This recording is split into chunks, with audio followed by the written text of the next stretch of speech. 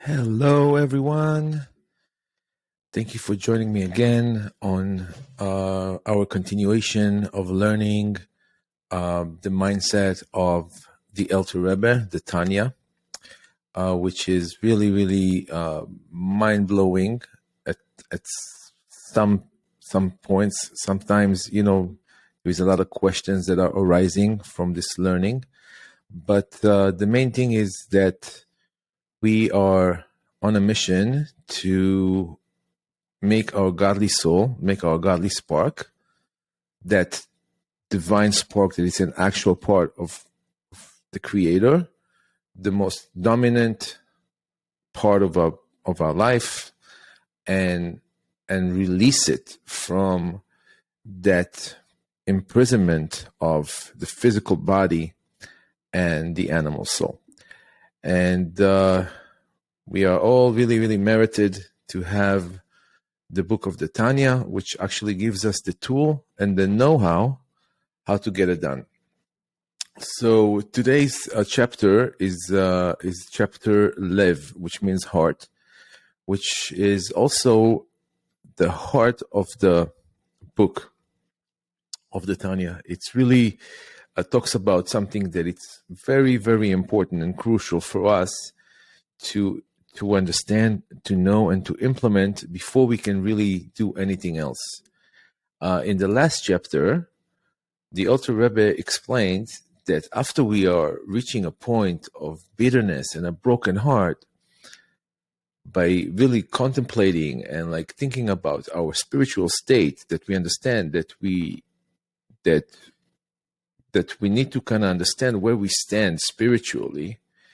We have to reach true happiness by this contemplation, by looking at really understand where we are as far as our body and our animal soul, and to see how far we are from our godly soul or from the Creator, and to reach the true happiness by understanding that there is a godly spark in us, that it's an actual God, it's an actual part of godliness, it's literally, and because that spark is in exile because of the body and the animal soul, we have to have a lot of mercy on it, and we have to work hard to redeem that godly spark that we have, and to bring it back to its root, which means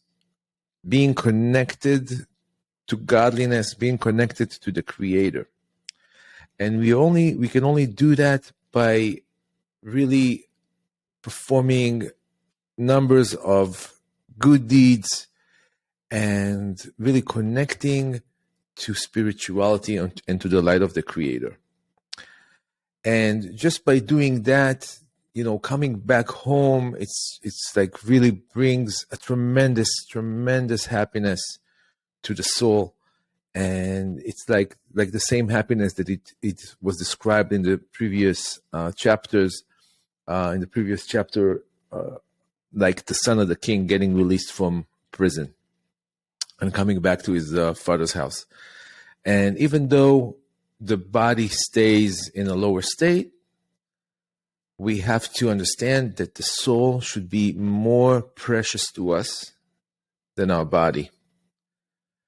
And we should not let sadness or any type of negative emotion interfere with this happiness of bringing back our godly soul into being the dominant part of our lives.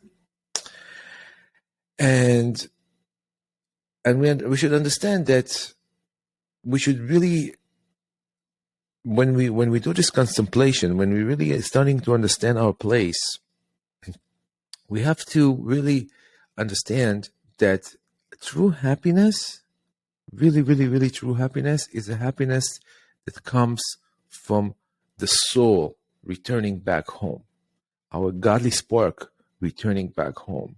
It's the happiness of the soul. And it should not be the happiness of the body. We should not connect to this kind of happiness, because this kind of happiness eventually brings to tremendous void and sadness. And he talks about like, how can that be done?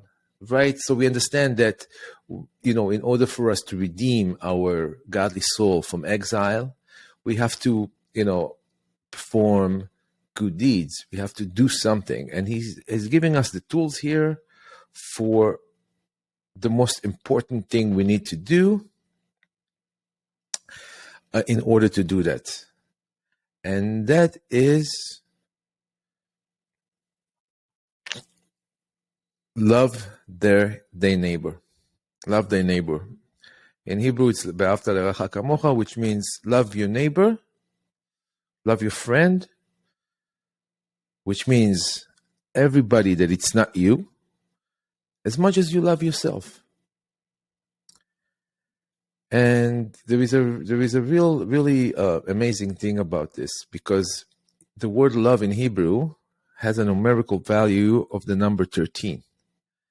So, for order for you to be able to connect, to bring back that godly spark, which is the letters Yud Kei Vav Kei, which is a numerical value 26, which is the upper name of Hashem, you need an additional love. So if love equals 13, you need an additional love.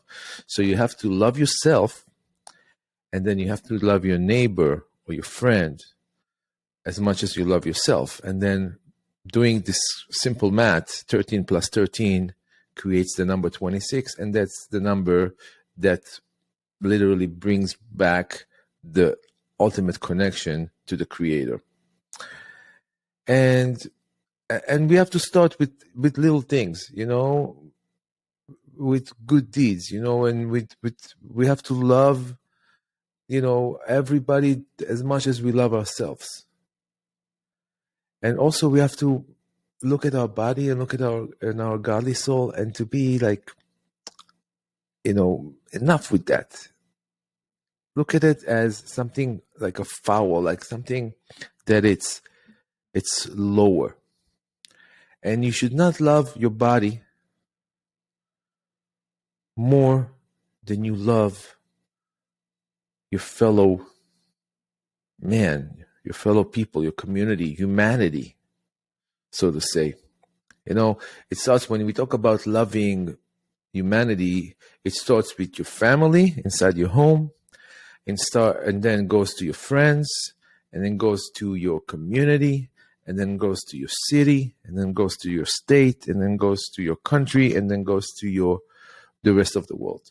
So it has to be done in those levels, because you can't be, thinking about people that are far from you and not be, nice and kind and compassionate towards the people that you actually live with in your home, or people in your community. People in your community should have better priority than people that lives, let's just say, in China. Even though the people in China are very important, everybody is important, and we should love everyone. But it has to be done in that certain order to make sense. So he's saying that again, there is no room for us to love ourselves more than we love humanity, because we have to be, because like we can't think, my soul is higher than their soul, or I have a higher level than them, so I should love myself more, because nobody really knows the level of their soul. And that's what he is. That's what he's trying to make us understand. Why should we love everybody as much as we love ourselves? Because on the soul level, we're all the same. On the soul levels, if somebody that thinks that their soul is higher or more important than the soul of other people cannot really know that. Maybe it's the opposite. Maybe it's just being arrogant. Just thinking, my soul is better, or I'm on a higher level. But on the soul level, maybe in the physical world, there is hierarchy and there is levels, there's spiritual levels. But when you really look at the pure soul that every human being has in them, some people has I mean, some people have the more dominance, of the godly soul on their life. Some people have the opposite. Some people don't even give the godly soul a chance, and this is why we're doing all these videos, to hopefully to make people kind of understand that they have something inside of them, that it's godly, and they have to really work on bringing that out of exile, releasing that thing from jail, just like that parable about the king's son of the king, the prince. So again, it's very, very, very important for us to understand that all souls are equal. All souls are equal, and they are on the same level, because they are all a pure state. It's just like taking a diamond and comparing it to the same exact diamond, which has the same color and the same clarity. So if you have two diamonds that have the same color and same clarity, there is no one that's better than the other. They're all the same. And this is what the souls are. The souls are like a pure diamond, that it's the same color and clarity to all of us. We all have the same type of diamond. And that's also a parable to our godly soul. And even though we are very alike, but we're also different. There is a difference between each and every one of us, and there is a difference in the mission, in the purpose, in the talents, in the skills that each and every person have. But just like many brothers have from one family that comes from one father, this is the same thing with the souls. There is one father, and we all belong to that father, and we have one father, and we have one root. And this is how we can explain the idea that we have to love our fellow man just the way we love ourselves, because loving ourselves is very natural. It's very natural. Of course, we love ourselves. We want to eat, we want to dress nice, we want to. Some people, they care about their health. They go out running. They go out, they take care of their body. They take care of their health. You have to love yourself. You have to. I mean, it's very natural. It's very natural, and it's a part of loving. Anybody else, because if you don't love yourself, it's very hard to show love to anybody. So you have to first love yourself, and that's the very natural thing. It's a very natural thing. But loving your fellow man, it's not. This is something that it's not natural. It doesn't come naturally. And something that comes naturally, that it's from the essence of who we are. It's always easier. And something that it's not, it's harder. So how can we love our fellow man? How can we love anybody that's not us the same way we love ourselves? But we have to understand that from the soul level, we all come from one root. And as far as the soul goes, the soul itself loves all the other souls very naturally. Just like brothers have natural love towards each other, But that's from the soul level. Because the souls are all united. They're all one. But the bodies are separated. So when there is separation, what happens? Each body thinks that they're the most important, and it's almost impossible to have true love and unity between all bodies, because and then he continues, because as far as the soul goes, loving everybody and everything and every human being and every person that you see is very natural. It's very natural. Obviously, like I said, you have to love, in a certain way, which means, your family first, your friends, community, city, country, state, and state and country, and then the rest of the world. But again, because, so for the soul to love, it's natural. That's how the soul is. But the body it's harder. So the only love that you have between bodies is love that is dependent on something. There is an interest. Like, I love this because of this. I love you because you giving me some kind of a pleasure or some kind of a benefit or some kind of a thing, and makes me love you. But we also understand that love that is dependent on something, that, let's just say, I love my friend because, he gives me inspiration, and he helps me with stuff that I need, and he's there for me, and I love him for that. But then if, let's just say, he stopped doing that for whatever reason, then I'm not going to love him anymore, because I loved him for that reason. The love wasn't true love. It wasn't a love on the soul level. And this is what he's talking about. He's talking about when love depends on something, if that thing gets canceled, the love gets canceled. But as far as the soul goes, it doesn't work that way. The soul is something, the soul loves everyone on the soul level always. Always. Just like you love your brothers, just like you love your family. And it's something natural, and it comes naturally to you. It's from the essence of who you are. Then that could never be broken. And then he explains even a bigger thing here. He's saying that happiness, when we reach happiness, true happiness, it makes this good deed to love your fellow man easier.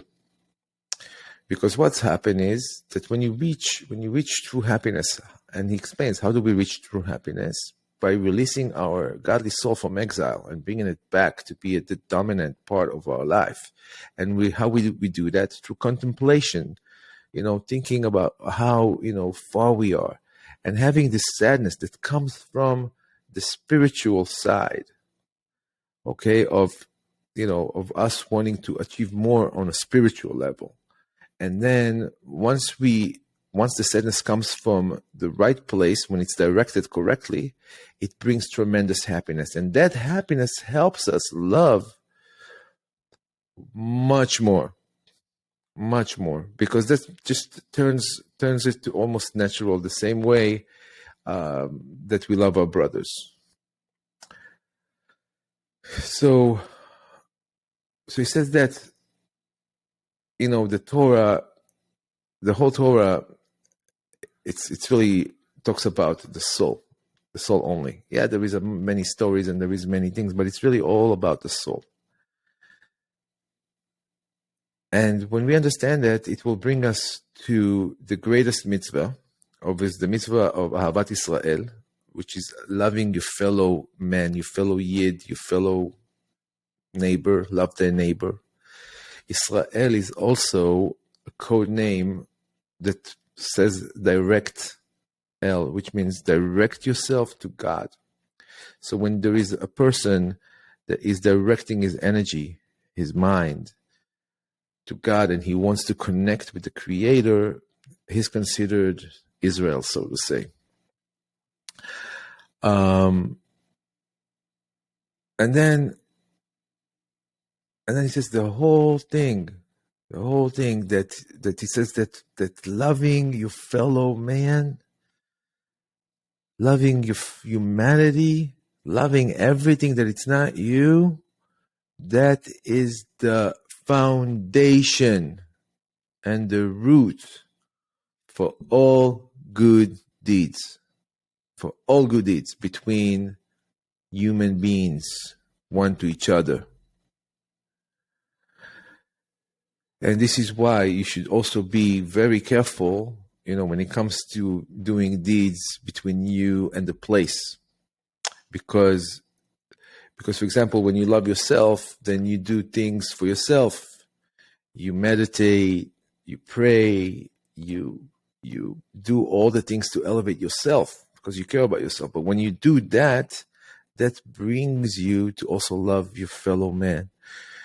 And we should be careful with that. We should not cancel this for that. Because to really understand that the foundation and the root of everything is loving your fellow man. Like everything that you do with your job, you should never do it for you only. This is why now, he talks about Dr. Yechiel Harari in one of his lectures. He was talking about the new companies, the new societies that in the olden days, when you had a company, a business, the business main goal was to sell, was to make money. And they didn't really care about if that, whatever they sell is good for the community or not good for the community. But nowadays, in the new world, in the new society, the first and foremost and the most important thing is community. So every business that operates and sell a product, they have to really do that out of caring for the community. And when they do that through caring for the community, then the feedback they're going to get from the community will definitely eventually bring them success, because they become an altruistic company, which means a company that does not want, that they're not there just for the money. They're there to do good in the world. And now people can see this, they can sense it. They know, this thing is not just for this company to make another few bucks, okay? But this company really cares. And we see today that companies that don't follow this new way of business, they don't really survive, because you have to care. You have to care about your fellow man, your humanity, the community that you're serving. You have to really have a sense of caring about them.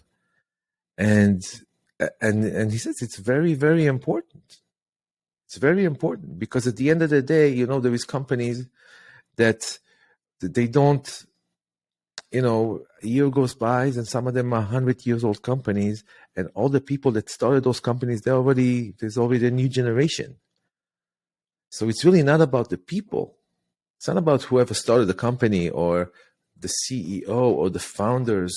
It's really not about them. It's about what they do for the community and what they bring and the value that they create for the community. And that's what counts. And that's something that can last 100 years, 150 years, and even more.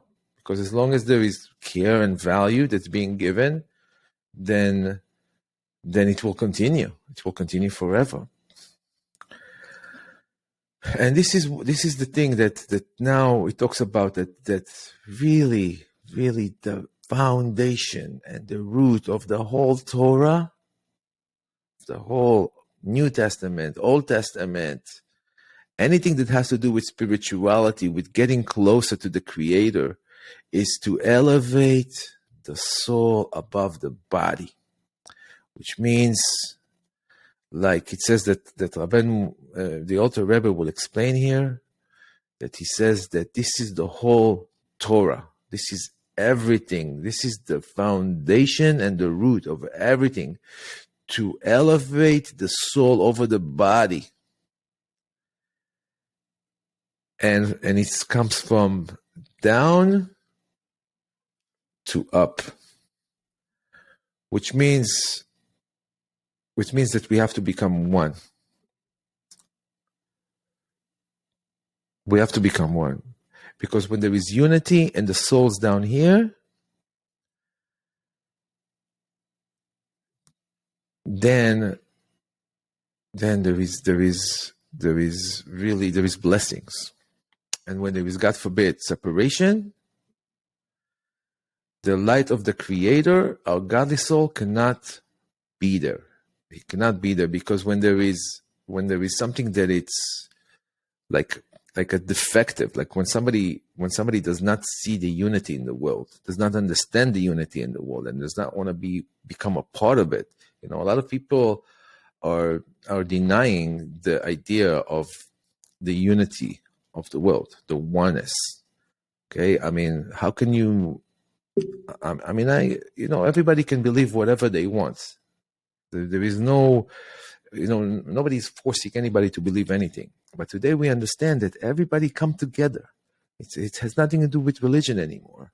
It's common sense. Common sense. We are humans. We should all work together to make this world better, to correct this world, and to elevate each other. And he says that the light of the Creator cannot reside at a place where people don't get it, when there is separation and there is no real unity. And this is why it's part of the praying that we are saying, is that we want to be blessed as one. You know, we says, bless us, God, bless us as one. Why do we want God to bless us as one? Because we know if we're going to ask a separate blessing for ourselves, it will probably won't happen. But if we ask it as one, we all bless as one. And that's for sure will happen.